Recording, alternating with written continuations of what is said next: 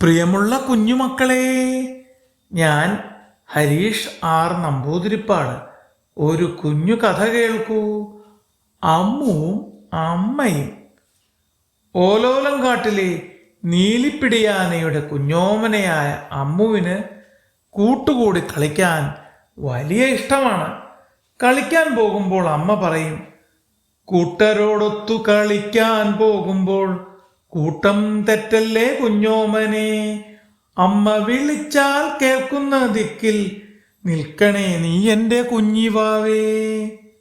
ഒരു ദിവസം അവൾ ഒരു നീല പൂമ്പാറ്റയുടെ പുറകെ കുതിച്ചോടി. പൂമ്പാറ്റ മുന്നിൽ പറന്നു. അമ്മു പിന്നാലെ ആവേശത്തോടെ ചെന്നു. കുറെ ദൂരം ചെന്നപ്പോൾ പൂമ്പാറ്റ എവിടെയോ മറഞ്ഞു.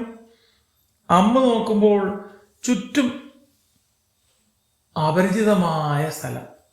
എങ്ങോട്ടാണ് പോകേണ്ടതെന്ന് ഒരു പിടിയുമില്ല.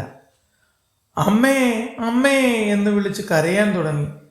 അമ്മേ അമ്മേ പൊന്നമ്മേ, അമ്മുനു വഴിതെറ്റിപ്പോയമ്മേ, ആരെയും കാണാതെ പേടിച്ചു ഞാൻ, ആകെ വലഞ്ഞു പോയല്ലോ എന്ന് പറഞ്ഞ് കരഞ്ഞുകൊണ്ട് അവൾ തിരിഞ്ഞോടി.